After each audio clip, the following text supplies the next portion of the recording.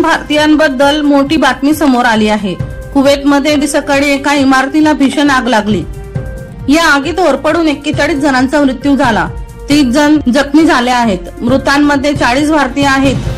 कुवेतमधील भारतीय दूतावासाने आगीच्या या दुर्घटनेत 30 भारतीय मजूर जखमी झाल्याची माहिती दिली आहे। स्थानिक वेळेनुसार सकाळी 6च्या सुमारास कुवेतच्या मंगाफ शहरात ही घटना घडली।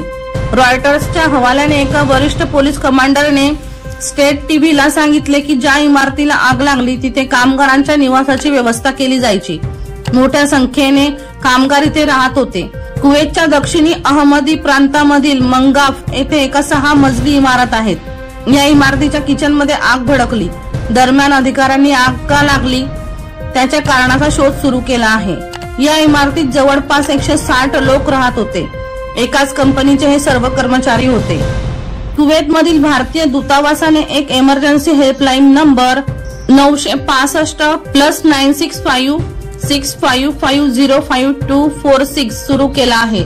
सर्व संबंधितांना अपडेटसाठी हेल्पलाईनच्या संपर्कात राहण्याची विनंती केली आहे। दीपक राठोड यांचा रिपोर्ट DR न्यूज जळगाव।